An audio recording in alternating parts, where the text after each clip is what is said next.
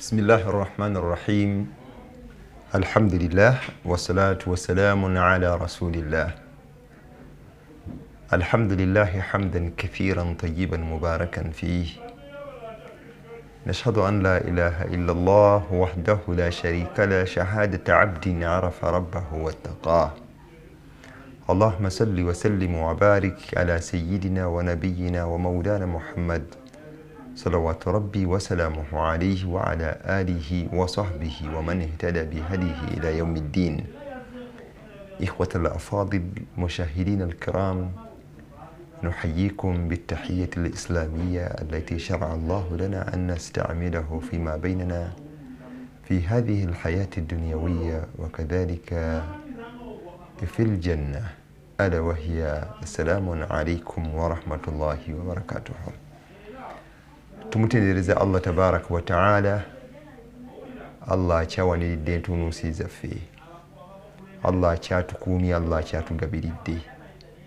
Tumusaba Allah era nga tukakasa nti ye yekka asaanidde okubeera nti naasinzibwa mu butuufu.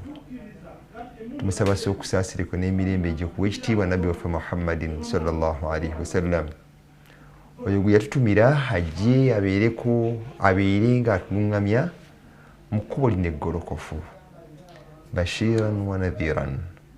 Allah yamutuma nga musanyusa era nga mutiisa, ng'atusanyusa n'ebyo bye tunaaba tukoze, emirimu emirungi Allah byagenda otusanyusa nabyo nga jjana, era ng'atutiisa ebyo by'anaaba akoze ebyo ebyawukana ku ebyo Allah by'ayagala nga teri kirala wabula okuggyako ng'amutiisa n'okubeera nti agenda kuyingira omuliro.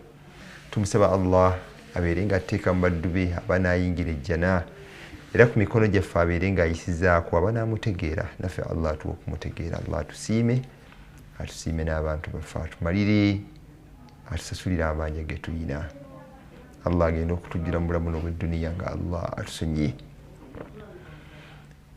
Basseruganda abatulaba abalungi, olwaleero tugenda kwogera ku nsonga eyitibwa okubeera n'essuubi eddungi mu Allah tabaraka wa ta'ala, oba okusuubira ebirungi okuva eri Allah okumulowolereza mu birungi so kutamulowolereza kibi. Essuubi ye ennungi mu Allah newe Allah ekyagenda okuwa. Bw'oba omusuubiddemu ekitali ekyo, era Allah tabaraka wa ta'ala nekyagenda okuwa. Era nga tukubiriza abantu ffenna abali eyo abatulaba nti Allah tubeere nga tumusuubira mu birungi, era tulowoozangako nti nno Allah ayina ekibi kyakwagaliza, era Allah ayinza okukuleetera ekintu gwe n'olabanga ekibi, naye nga ku nkomerero ya byonna Allah aba agenderedde mu kirungi. Allah ayinza okukireeta nga kibi naye nga kizze nga kigezo, nga bw'okiyita ebijja okuvaamu bijja kubeera birungi. Ku lunaku olwaleero ku nsonga yaffe eyo tufune ekyokuyiga mu hadithi wa sahabiyun aljalil ayitibwa Abi Huraira, ng'ate hadithi eno yo hadithi al-Qudus. Hadithi al-Qudusi bye bigambo Allah tabaraka wa ta'ala bye yayisa ku lulimi lw'ekitiibwa nabbi waffe Muhammadin sallallahu alaihi wasallam, nga si Qur'ani ate nga si bigambo bya nabbi wabula nga bigambo bya Allah.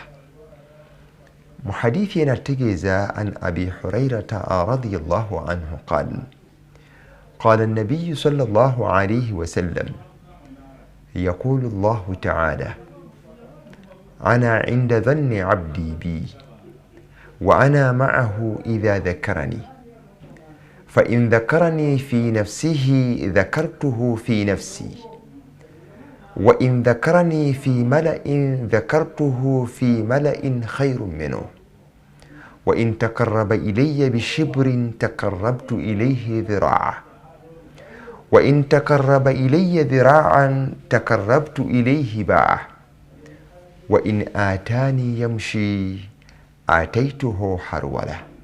رواه البخاري ومسلم. حديثي eno etunyumizibwa sahabiyun aljalil ayitibwa Abi Huraira, Allah yasiima ku ye. agamba nti owekitiibwa nabbi Muhammadin sallallahu alaihi wasallama yabagamba nti Allah yagamba hadithi al-Qudus. Allah agamba atya? Allah agamba nti ana inda dhanni abdi bi, nze ndi ekyo omuddu wange ekyandowoolezaamu, ndi ekyo omuddu wange ekyansuubiramu. Wa ana ma'ahu idha dhakarani. Hadithi tugikwata mu bitundutundu. Allah agambye nti ana inda dhanni abdi bi, nze ndi ekyo omuddu wange kyakoze eki, kyandowoolezaamu. Bw'ondowooleza ekirungi ngenda kukuwa kirungi, fa in sharran fa sharra. Nabwe kiti ako kokka kyetujjamu nti Allah tumulowooleze kirungi, Allah tumusuubiremu kirungi. Era bw'oba osaba Allah musabe nga osaba Allah omusaba kirungi, era nga okakasa nti Allah agenda kikuwa, so si kumugezesa. Era Allah tabaraka wa ta'ala nga tukyali mu mbeera eyo ey'okubeera nti nno hadithi erimu ebyokuyiga bingi, naye njagala kutusooke tuyimirirewo okuteekawo kakasubi. Aga nti ana inda dhanni abdi bi, nze ndi ekyo omuddu wange kyandowoolezaamu. Basseruganda tusabye Allah naye nga mu butuufu tulinga abamugezesa obugezesa, nga Allah tetumusuubiramu kutumalira bizibu byaffe. Era Allah bw'ati bw'ajja okukola. Naye senga tusaba Allah nga tulina obwekakafu nti Allah agenda tutumalira, mu butuufu Allah ajja tutumalira. Kyova olaba Nabbi Muhammadin sallallahu alaihi wasallam yategeeza n'atugamba nti id'u Allaha wa antum muqinuuna bil ijaba, musabe Allah nga mulina obukakafu era nga mulina yaqiin, muli mu mutima gwammwe nti Allah agenda bamalira. Naye ebiseera ebisinga nti tugenda tusaba Allah nga tetuyina gundi nti Allah ajja tutumalira. Naye singa omuntu asabye Allah nga okimanyi nti era Allah yagenda okukumalira, nkakasa bulungi nnyo nti Allah ajja kukumalira. Kyeki yagamba nti ana inda dhanni abdi bi, ndi ekyo omuddu wange kyansuubiramu. Ngenda kukuleetera ebyafaayo eby'abasajja abaatusooka, abakozi b'emirimu emirungi, abaddu ba Allah abalungi, abaali ku kino kyennyini Allah tabaraka wa ta'ala n'abamalira. Ng'era bye yabawa naffe eno bitutuuseeko, oba oluusi abatalina ndowooza etusaba Allah atuwe endowooza ennungi mu ye. Allah tumulowooleze kirungi. Newankubadde ofunye obuzibu, Allah musuubiremu kirungi. Kyatutegeeza nti ana inda dhanni abdi bi, ndi ekyo omuddu wange kyandowoolezaamu. Kankuwa ebyokulabirako. Wamu ku baddu ba Allah yali Hajara ng'ali ne bbaawe jjajjaffe Ibrahima alayhi salaam n'omwana waabwe Allah gwe yali abawadde mu kaseera ako ayitibwa Ismail.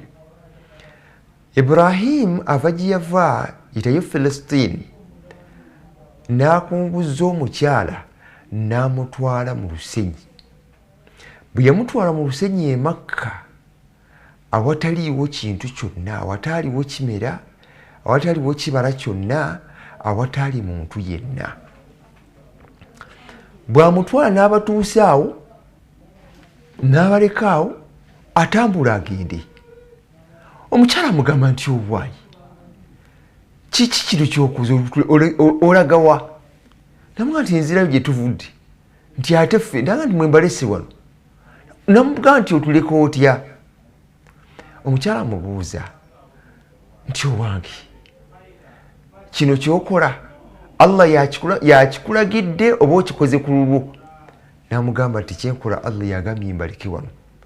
Omukyala n'agamba nti idhan lan yudayyi'una Allah, bw'abanga Allah yatulagidde otuleke wano, Allah tagenda tusuulirira. Ndabira husnu dhanni fillah, kye twogerako. Omukyala yagamba nti Allah tajja tulekerera, oba Allah yakulagidde tambulaga gogende, Allah ajja tukola ki? Eriyo ebyaddirira ku Ismail, ku Hajara ne ku Ismail n'ebyavaamu basserukanda, bye bino bye tuyayaana kati ku ssaawa eno n'amazzi agazzamuzamu n'abakati ku ssaawa eno, emyaka sinza kugamba nti giriwe giti. si 10 si 12 nina kati ku ssaawa eno ebyengera tukyabifunako. Mukyalo oyo yalina essuubi mu Allah n'aga nti Allah bw'aba akulagidde lan yudayyana Allah tagenda tutusuulirira, tasobola tuleka bulesi gwegenda. Kyatugamba Nabi Muhammadin sallallahu alaihi wasallam mu aya mu hadithi al-Qudusi eno nti Allah yagamba nti ana inda dhanni abdi bi, omuddu wange kyandowolezaamu kyendi gyali. Bw'omulowoleza ekirungi fa khairan, bw'omulowoleza ekibi fa sharran. Nabwe kityo Allah tumulowoleze birungi. Ekyo kimu. Ekyafaayo ekyokubiri era kantukuleete nga kikwatagana ku jjajjaffe Ibrahima alayhi salaam. Yalina ebyafaayo bingi nnyo mu Qur'ani. Naye jjukira kabaka oli gwe yatemera amasanamu gaabwe ne basalawo okubeera nti nno bamusuula mu muliro. Bamubuuza nti a anta fa'alta hadha bi alihatina ya Ibrahim, Ibrahim gwokoze bino eri bakatonda baffe? Nabagamba nti mubuuze mukama waabwe oyo bw'aba ayogera. Namubuuza nti olaba ayogera? Naga nti omwana ono kati natujjidde, tulina okubeera lusala amagezi tumugjewo. Abaatese ne bagamba nti nno omwana ono tumwokye bwokya tubeere nga tutaasa bakatonda baffe. Baasima ekinnya, baleeta enku ne bakuma ekyoto. Bwe bakuma omuliro nabeera nti nno bamusuulamu. Naye Ibrahim yali ayina husnu dhanni fillah, ng'akimanyi Allah tayinza mumulekera. N'agamba ekigambo hasbi Allah wa ni'mal wakiil, Allah yayinza okummalira, Allah tayinza kundekerera. Era mu kaseera ako kennyini nga Ibrahimu ayina essuubi ennungi mu Allah, ayina obukkiriza obulungi mu Allah, ng'akimanyi nti Allah tayinza mmulekerera, Allah yaleeta oda mu kaseera ako kennyini n'agamba nti ya naaru kuuni bardan wa salaaman ala Ibrahim, muliro gwe beera munnyogovu ate ow'emirembe eri Ibrahima alayhi salaam. Lwaki? Kubanga Ibrahim yalina endowooza ennungi mu Allah tabaraka wa taala. Naye kiti Allah n'abeera nga yamutaasa ku lw'endowooza ye ennungi mu Allah tabaraka wa taala. Kyatugamba nti ana inda dhanni abdi bi, nze nina ekyomuddu wange kyaba ndowoolezaamu ekirungi kyendi gyali. Abaffe gwe ali eyo Allah omusuubiramu ki? Mu mbeera yo gy'olinamu n'ebikuyoyitamu Allah omusuubiramu kirungi? Bw'oba omusabye Allah olina osaba okakasa nti Allah ajja kuwa ekirungi ekyoyagala, oba ogezesa bugezesa. Ekyo kyafaayo nga tukitisaawo, ebyokulabirako bingi. Yunusu alayhi salaam ekyatuukawo mwakitegeera, kyafaayo kiwamba kitumiiza bwe bamala okubeerawo embeera obutategeeragana wakati we n'abantu be yali akoowoola, n'agamba nti kantambulemu. Bw'amala okutambulamu, Allah yamugeera kye yamugeera nga amaze okulinnya eryato, n'abeera nti nno eryato baali ku lyato, ennyanja yafuukuula, ne bagamba nti tuteekeddwa okuba kalwana, ateekeddwa okusuulibwa mu mazzi. Yogayoga Yunusu nga bamusuddeyo, ekyennyanja ne kimukwata ne kitambula naye. Naye Yunusu alayhi salaam yali alina essuubi eddungi mu Allah, yali alina okusuubira okulungi eri Allah. Era abeera nga yagamba nti la ilaha illa anta subhanaka inni kuntu minadh-dhalimin. Kakasa Allah gwe wekka gw'osinzibwa, nze mbadde omusobya, nze mbadde omulyaza amaanya. La ilaha illa anta subhanaka inni kuntu minadh-dhalimin. Ebyo byonna byogera nga ayina essuubi mu Allah nti Allah ajja kumutaasa amugye mu mbeera gy'alimu eyali enzibu ennyo, gyali ataaliyo muntu ataasa okuggyako Allah, gyali ataaliyo muntu yenna ayinza mubeererawo okuggyako Allah. N'abeera nga yayogera ekigambo ekyo ng'ayina essuubi eddungi mu Allah tabaraka wa taala, era Allah n'abeera nga yamutaasa. Tukimanyi bulungi mu byafaayo nti ekyennyanja kyagenda nekibeera nti nno era Allah aga nti walaula annahu kaana min almusabbihin, senga teyali mu bantu abo abalina essuubi eddungi mu Allah nga bamutendereza, lalabitha fi bathnihi ila yaumi yubathun, yalibadde entaanaaye teyalivuddeyo. Naye olw'essuubi eddungi mu Allah, Allah nabeeranga yamugjayo. Allah kyatutegeeza mu hadithi al-Qudusi nti ana inda dhanni abdi bi, omuddu wange kyandowooza mu. Naawe sseruganda ali eyo, akanyigo koolimu senga onaawe wadde n'essuubi eddungi mu Allah nti Allah yasobola okukutaasa, Allah ajja kakugjamu. Amabanja g'oyina senga owadde oyina essuubi eddungi mu Allah nti nno hasbiya Allah wa ni'mal wakiil, Allah asobola okugakugjamu. Ali eyo senga obwadde bw'olimu oyina essuubi eddungi mu Allah nti Allah yasobola okunzija mu mbeera eno gye ndimu, Allah agasobola okubeera nti naagikugjamu. Naye obuzibu tulina nti tetulina essuubi eddungi mu Allah tabaraka wa taala. Tuliira ku nabiyina Muhammadin sallallahu alaihi wasallam nkuleetera abantu abaali bafunye obuzibu n'akanyigo nga mu butuufu olabira teri ayinza kutaasa, naye essuubi yaabwe eddungi gye baalina mu Allah, Allah n'abeeranga yabataasa. Tunuulira ku nabiyina Muhammadin sallallahu alaihi wasallam, ekibuga ky'e Makka kyamubijjira, n'asalawo atambulemu n'agenda e Taifa. Bwe yagenda e Taifa ate ne zidda ku zinne waazo. Ekituufu kiri nti abasajja baamukuba. Abasajja bamukuba, embeera n'emunyiga, n'abeera nga mu butuufu yadda mu kati, n'ayogera ebigambo bino. Naye essuubi eddungi lye lyayina mu Allah tabaraka wa taala, nnuze jamutuusa. Nabi sallallahu alaihi wasallam bamala omukuba, nedda mu kati n'aga nti Allah ondekedde abasajja bano ababuyabuya babeere nga banzita, babeere nga bantuusaako obulemu, kubanga bamukuba amannyo ne gayiika, omusaayi ne guyiika. Ila ba'idin yatajahamuni, Allah ondekedde bano abasajja ababuyabuya bantuuse ku kino. Naye yogera ekigambo ekigamba nti in lam yakun ghadabuka alayya fala ubali, in lam yakun ghadabuka alayya fala ubali. Ay Allah bw'obanga toli munyiivu gye ndi, sifuddeeyo n'essuubi eddungi gy'oli. Ay Allah bw'obanga toli munyiivu, kino ekintuuseeko nga toli munyiivu gye ndi, ay Allah nkyalina essuubi eddene mu ggwe. Jjukira Allah kikyamutuusaako abantu b'e Taifa bonna nakati saani basiraamu. Abantu b'e Taifa bonna baasiramuka. Nabwe kityo basseruganda, tubeere n'essuubi eddungi mu Allah. Allah ajja tumalira byonna bye tumusuubiramu. Id'u Allaha wa antum muqinuuna bil ijaba. Bw'oba osaba Allah, sabanga Allah okakasa nti agenda kuwa. Ana inda dhanni abdi bi, Allah agamba nti nze nina essuubi, nze ndi ekyo omuddu wange kyansuubiramu.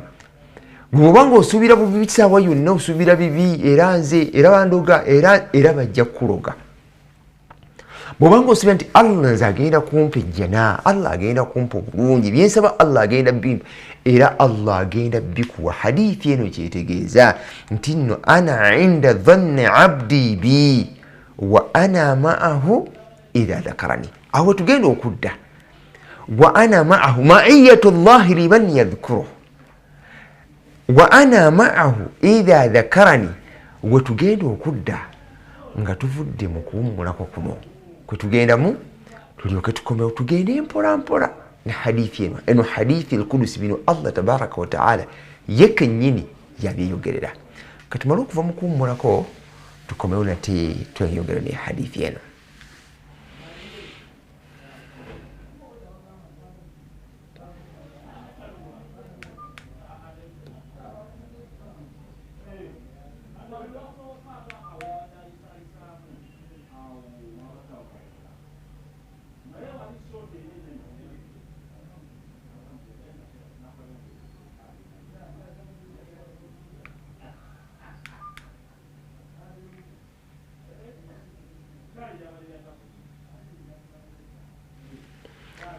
Muganda ng'ali mu byuma alabika obudde biyinza okubeera nga obudde bukyankalanyemu naye tubadde tuteekeddwa okuwummulamu ku dakika 3 zennyini.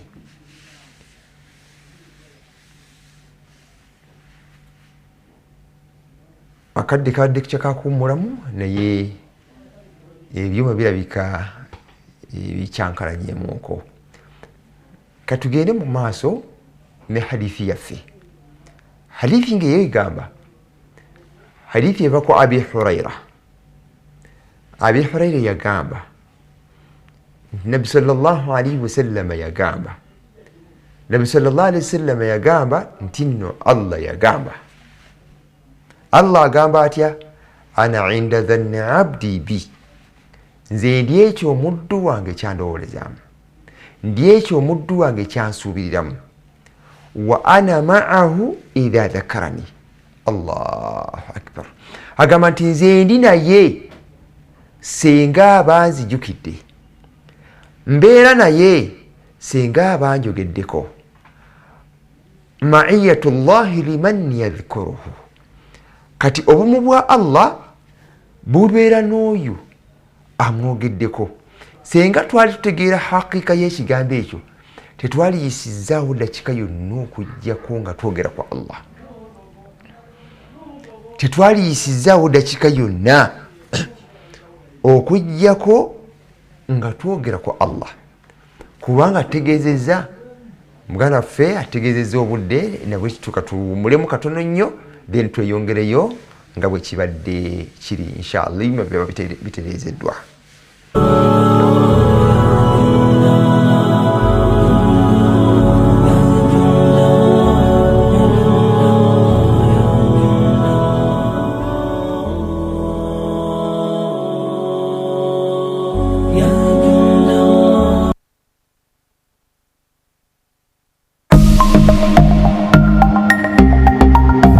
Steady, be better. Amanya agange bampita muwonge Vivian Moyo gwa ggwanga. Njagala okutegeeza abantu abali eyo abafere ennaku zino bafuusa abafere bayitirivu, abantu bakeera ku makya nga yo omulimu gwasinga okukola gwa kufera. Waliyo abantu eyo bagenda bakubira abantu amasimu nti alo omukulu njagala nzijukira n'omunayo n'omugamba gundi nkujjukidde. Mubeere steady, bakozesa nnyo amanya gali common. Ronald, Henry, agamanya golabika nti abaana wasoma navo. So mu ngeri eyo tukubiriza abantu mwenna beera steady, be better, tulabe engeri gye tuyinza okukuuma ssente zaffe. PUBA in partnership with Uganda Communications Commission, Equity Bank, Momo, United Media, MTN, Stanbic Bank and NBS. Want to elevate your entertainment? Then add Showmax to your DSTV subscription at no extra cost. Showmax is not a TV channel. It's an on-demand video streaming service on Showmax.com. To add Showmax to your DSTV subscription, simply use the My DSTV app. Select Add Showmax. The app screen will confirm that you qualify for Showmax at no extra cost as a DSTV premium subscriber. Now you can enjoy exclusive shows and movies. Add Showmax to elevate your entertainment.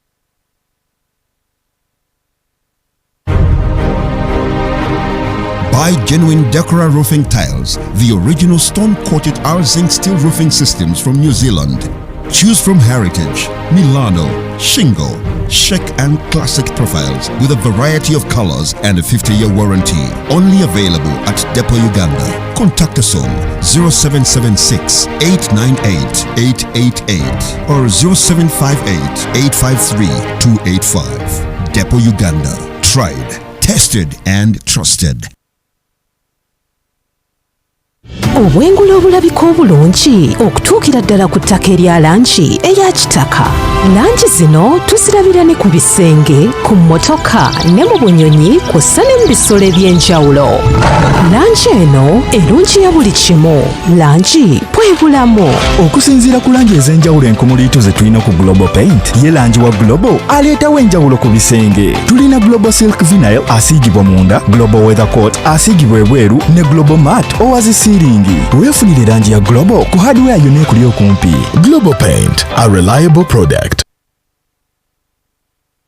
tekikyakweetagisa kutumya byuma ebikozesebwa amavumbiro amanene oba beekeri okuva ebweru w'eggwanga. aba Cameron Enterprises and General Merchandise Limited bano nga basangibwa Katwe mu kibuga wakati bakutuusako commercial kitchenware omuli ebyuma ebitabula eŋŋaano mu buzito bwonna, commercial blenders, ice cream machines, commercial ovens, coffee machines, commercial gas burners, sausage fillers, kitchen working tables, coffee grinders, bread slicers na buli kika kya kyuma kyonna kiyinza okulowoozaako. kati nno totomezebwa abafere oba okutambula ekibuga kyonna ng'onoonya commercial kitchenware ow'omulembe. ekifo kiri kimu kyokka, Cameron Enterprises and General Merchandise Limited erisangibwa e Katwe okuliraana Kakumba Complex awo ku Katwe Business Center, edduuka namba KV4, essimu noti 702 8 48 9 ne noti 782 8 48 9 ye Cameron Enterprises and General Merchandise Limited.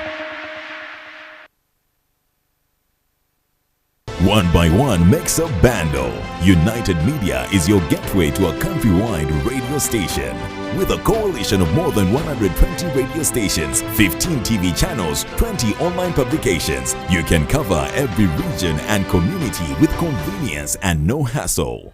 Guaranteed impact with consolidated communication and localized engagement. Whether it's an MDA, development partner, FMCG or regular advertiser, United Media is a truly one-stop shop for your communication needs. United Media, together we will shape the future.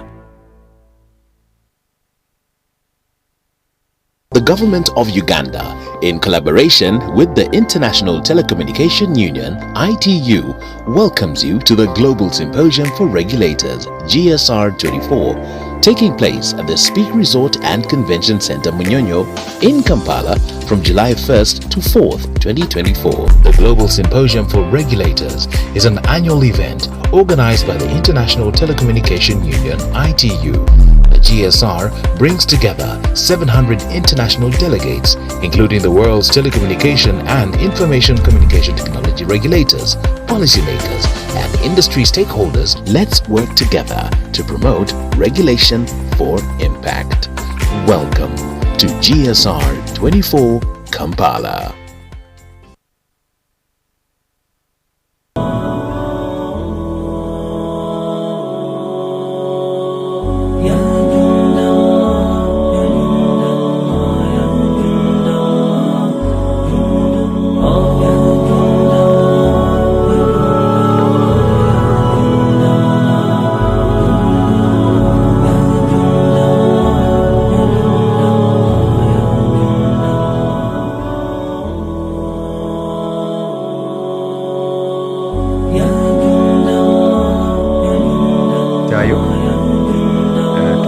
Baganda baffe mukumula okwo kwetubaddemu nga tuli ku topic yaffe egamba nti nno okubeera n'essuubi okusuubira ebirungi mu Allah tabaraka wa taala oba okubeera n'essuubi eddungi mu Allah tabaraka wa taala nga Allah yategeeza mu hadithi al-Qudusi naga nti ana inda dhanni abdi bi, ndi ekyo omuddu wange kyandowoolezaamu kyansuubiramu, wa ana ma'ahu idha dhakarani. Awo nawo njaga tuteekewo akasubi agamba nti era nze ndi naye, omuddu wange ndi naye, idha dhakarani, singa abanzijukidde.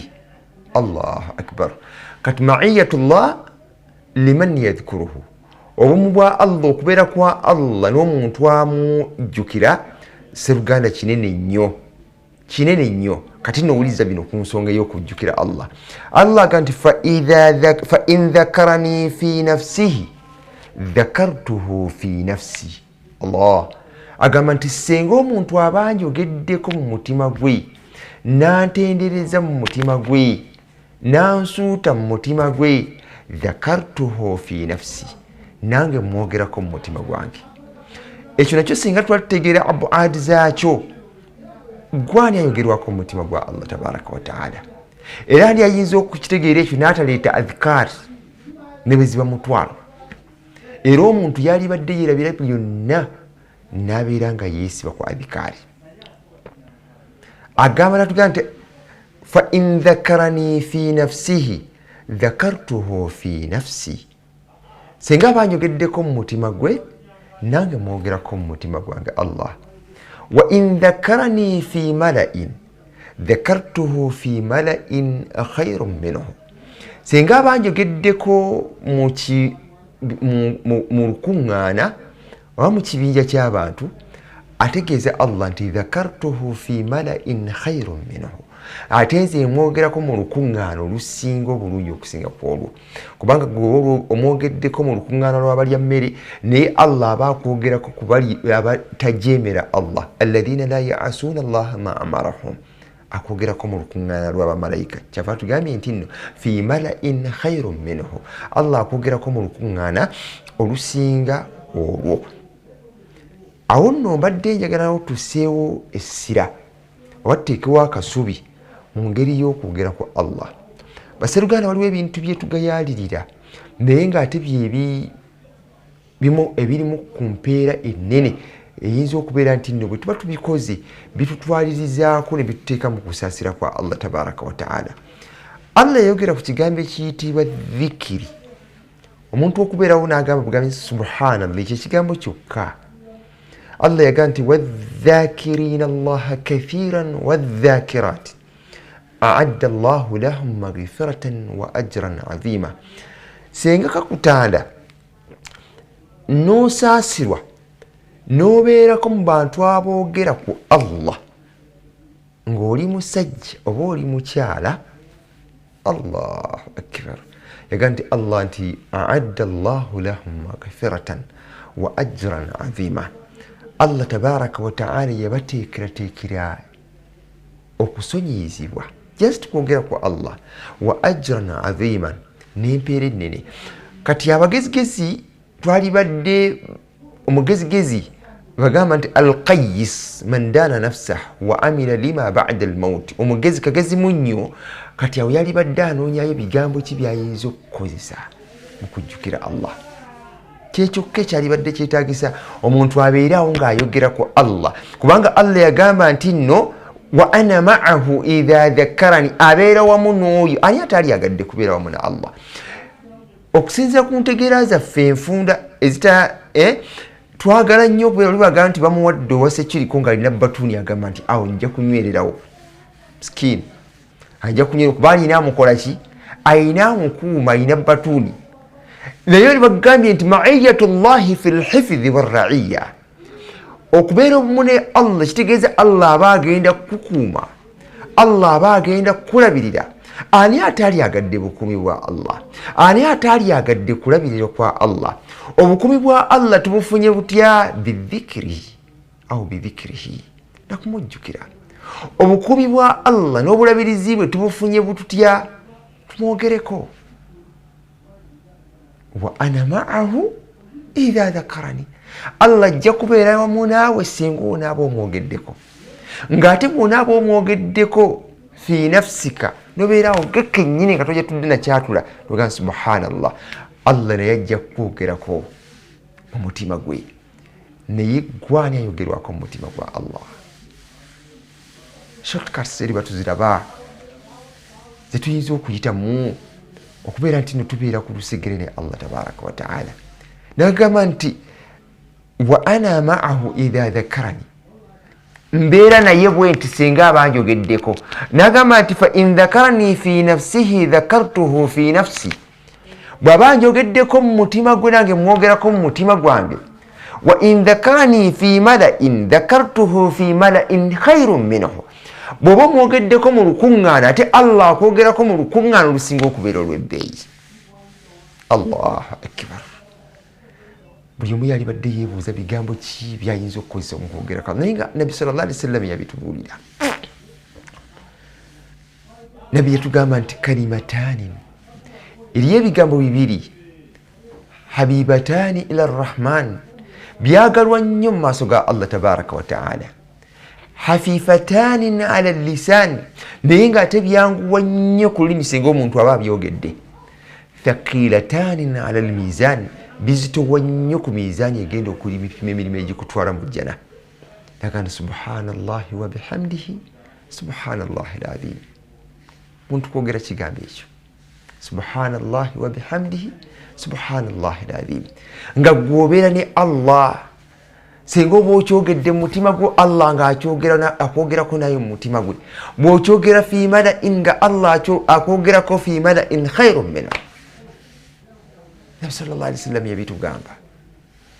Waliwo omukyalo omumihani ajja eri Nabi Muhammadin sallallahu alaihi wasallam gamba nti nafuye nkooyi emyaka gigenze sikyesobola naye mbuulirayo ekigambo kye nnyinza okukozesa mbeere ng'oba oliawo naafuna ma'iyatullah. Allah ajja kuba ali kumpi nange, nja kuba ndi wamu ne Allah nga ne Allah naye anjogerako. Namugamba nti gamba subhanallah walhamdulillah wala ilaha illa Allah wallahu akbar.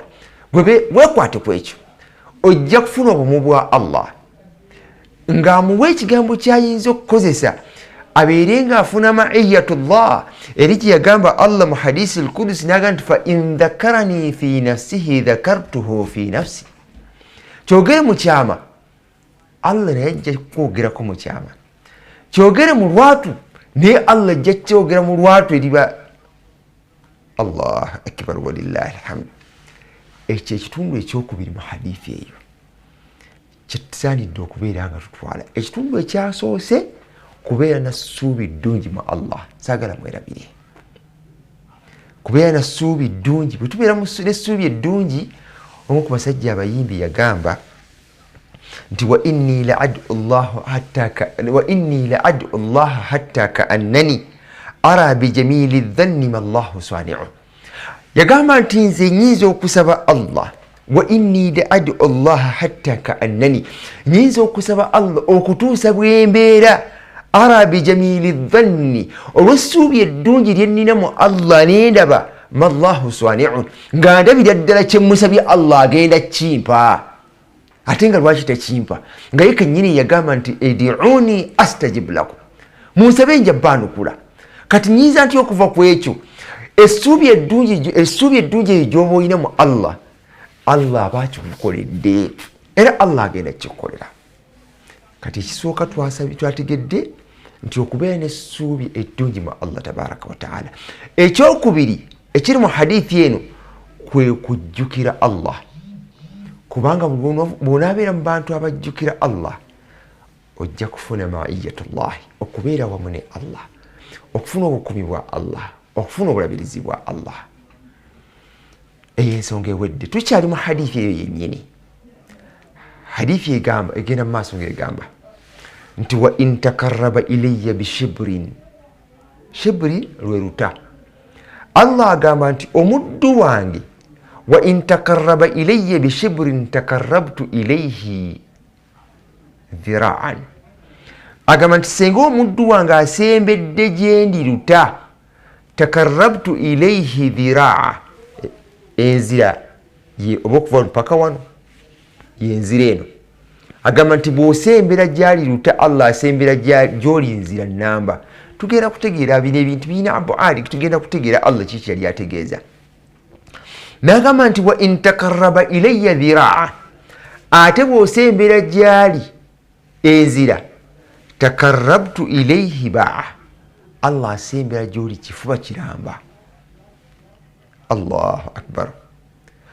N'agamba nti wa in atani yamshi ataituhu harwala, omuntu bw'ajja gyendi ng'atambula nze nzija gyali nga nziruka. Ebigambo bino bitegeeza ki? Birina balagha mungi munene, birina amakulu ageekwese ameekusifu mangi ageetaaga okutaggulula tutegeere Allah biki bye yali ategeeza. Bwe tuba tubitegedde tubikolereko tufunemu, kubanga ffe tufunamu singa tunaaba tubiteese mu nkola. Allah yagamba wa in takarraba ilayya bishibri takarrabtu ilayhi dhira'a, omuntu bw'asembera gye ndi luta, nze nsembera gyali nzira nnamba. Wa in takarraba ilayya dhira'an takarrabtu ilayhi ba'a, bw'asembera gye ndi kitundu kya mukono, nze nsembera kifuba kiramba. Allah. Wa in atani yamshi, omuntu bw'ajja gye ndi nga ntambula, ataituhu harwala, ye Allah ajja gy'oli nga adduka. Rawahu al-Bukhari wa Muslim. Zimu ku ahadithi ezikyali entuufu ennyo ezitaliiko nfuufu. Naye nga kyali ategeeza mu bigambo bino nti Allah byatuwa okola katono Allah akuwa kinene. Bw'okola kitono Allah n'akuwa kinene. Gwe kyobadde osuubira mu Allah si kyagenda okuwa, naye gwe kola. Era nga Allah akweyunira nnyo okusinga gwe bw'onaakola ki, bw'oyinza omweyunira. Allah asanyuka nnyo singa olina akalungi k'okozeeyo era akusasula musera. Era ensasula Allah tabaraka wa taala gy'agenda okukusasulamu lam yakhtur bibaali ahadin, lam yakhtur bibaali ahadi, tesobola kubeera mu bwongo bwa muntu, wabula gwe kitwale nti Allah okola kitono Allah n'akola ki, n'akusasula kinene. Allah bw'aba akuwadde ekinene tebimukenderako, tebimuggwako. Nabwe kityo ekiba kyetaagisa hadithi eno kyetukubiriza kubeera nti nno tukola nnyo, tubeera nti nno tukola nnyo, era bwe tunaakola ennyo kyetugenda okufuna kijja kuba kinene mu maaso ga Allah tabaraka wa taala.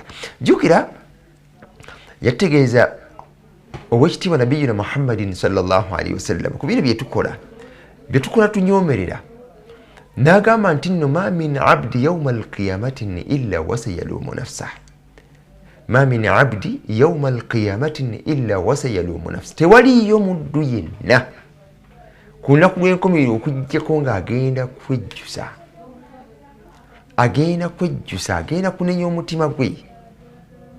Fa in kaana muhsina, wano wenjagaddemu, bw'alibanga yakola mirimu mirungi, yakolanga adhkar, yasembera eri Allah tabaraka wa taala, yalina essuubi eddungi, yalina okusuubira okulungi mu Allah, fayakul, Allah agenda mumulagako.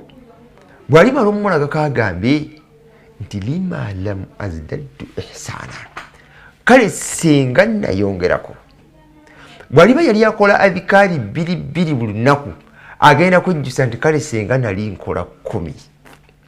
Bw'aliba yali akola 10, ajja kwejjusa nti lima lam azdaddu ihsaanan, kale singa nakola 10.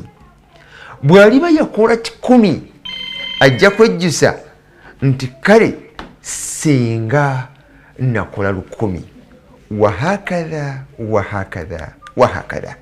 Nabwe kitwa Sseruganda tubagamba nti fakul emalu. Allah tabaraka wa taala yekennyini yagamba Nabi Muhammadin sallallahu alaihi wasallam, agamba nti gamba abaddu bange bagambe bakole, fasayara Allahu amala. Allah agenda basasula, agenda kulaba emirimu gyabwe, si kulaba bulabi agireka abasasulemu musera. N'abakkiriza bagenda kulaba, nabbi naye agenda kujulira alabe emirimu gyabwe. N'abakkiriza nabo bagenda kujulira nti omusajja yakola. Era tugenda kuddizibwa eri Allah abeere nga atusulamu emirimu emirungi. Nabwe kitibwa Sseruganda, Allah mu mawanika ge, jjukira hadithi eri mu ntegeera yaffe enfunda, tumanya tulowooza nti bw'onaasaba Allah ajja kuwa bingi bimuggweeko. Naye Allah era yategeeza mu hadithi emu, mu guzimu ku ahadithi al-Qudus, n'agamba nti law anna awwalukum wa akhirukum wa jinnukum wa insikum, yagamba nti singa abantu abaaliwo okuva ddala ku mulembe gwa Adamu alayhi salaam okutuusa ku oyo alisembayo, Allah waliragira malayika Israfiri ebeere ng'efuwa eŋŋombe, abaali awo bonna, jinnukum wa insikum, amajinni n'abantu bonna ne mwekuŋŋaanya ala sa'idin wahidin, mu lusenyi lumu, mwenna ne musaba Allah n'aba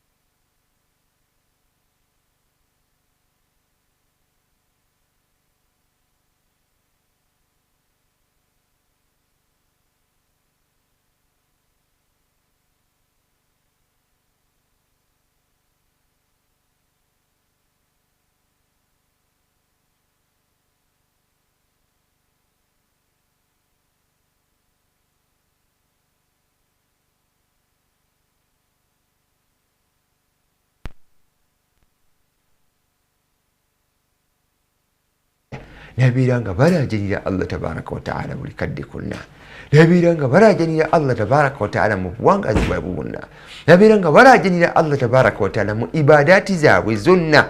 Nawe kitwase Luganda, Allah tumulaajanire, Allah tumusabe nga tumuyinamu essuubi nti yagenda okubeera nti naatwanukula, nga tumuyinamu essuubi nti Allah tabaraka wa taala yagenda otumalira. Essuubi tugiteekemu Allah nga bwategeezezza yekennyini mu hadithi al-Qudsi nti ana inda dhanni abdi bi, nze ndi ekyo omuddu wange kyandowolezaamu. Wa idha sa'alaka ibadi anni fa inni qaribun ujibu da'wata da'i, bwe bakunneebuuzizza ku nsonga y'okunsaba bagambe nti ndi kumpi nnyo nabo. Ujibu da'wata da'i, buli kwanukula kwa buli muntu yenna asabye Allah, Allah amwanukula. Ennyanukula ziyinza okubeera ez'enjawulo, naye buli muntu yenna asaba Allah, Allah amwanukula. Era tunyumizibwa nti Allah agenda kuwa omuddu we ebyo yamusabanga ku lunaku lw'enkomerero. Ayimuwe nti ebintu ebi bino nga Allah amusaba kuno ku duniya n'akuwaako bitono ng'akimanyi nti nno bw'anaakuwa ebingi ojja kuva ku mulamwa. Omuddu agenda kugamba ku lunaku lw'enkomerero abuuze nti ayi Allah bino byani? Allah amugambe nti bibyo. Amuga nti ate nabikolera naga nti ojjukira bwe wansaba. Bw'omala ng'okusaala waŋŋamba nti rabbana atina fi dduniya hasanatan wa fil akhirati hasanatan wa qina adhaban nnar. Ebya akhira ne mbikuterekera, eby'oku dduniya ne ŋŋenda nga nkuwaako okusinziira mu bwetaavu obwaliwo, nga mmanyi nti nno bwe nnaabikuwa byonna ojja kukola ki? Omuddu agenda kukwata ku mutwala gye naga nti ayi Allah n'obutono bwe bwampaako ku dduniya kale singa tewabumpa ne nsigala nga ndya mu kasasiro ne mbisanga eno ku dduniya kwa akhira. Oyo ye mwana Adamu. Na bwe kityo tubeere n'essuubi eddungi mu Allah, tubeere n'essuubi eddungi mu Allah, era tumusabe nga kye tusaba kyonna tukakaza nti Allah agenda twanukula. Ne bw'olaba takikwadde lwaleero kimanye nti Allah agenda kikuwa. Buli ky'omusabye Allah agenda kikuwa. Tofaayo agenda kikuwa ddi, naye agenda kikuwa bw'osinga okukyetaagira ate. Tubeereko mu bantu abajjukira Allah, kubanga mu kujjukira Allah tufunamu ma'iyatullah, okubeera ne Allah. Abeera ne Allah ekitegeeza abeera mulabirizi we, abeera mukuumi we, abeera agenda kukubeererawo buli mu nsonga yonna. Bwe tunaayangulira eri Allah, Allah atajja kwanguwa okujja gye tuli. Bwe tugenda gy'ali nga twanguwa Allah nga tutambula, Allah yajja gye tuli nga adduka. Amakulu nti Allah kyatuwaamu ekyo tuba tukoze atuwaamu kinene nnyo okusinga ku ekyo kye tusuubira. Saba Allah tabaraka wa taala tugase ne hadithi eyo, era abeere nga atulungamya nayo, ateeke mu bantu abalina endowooza ennungi gy'ali, abeere nga ateeka mu baddu be abamujjukira, era abakola emirimu emirungi ekyo gy'asuubira. Subhanaka Allahumma bihamdik, nashhadu an la ilaha illa anta, nastaghfiruka wa natubu ilayk. Wassalamu alaykum wa rahmatullahi wa barakatuh.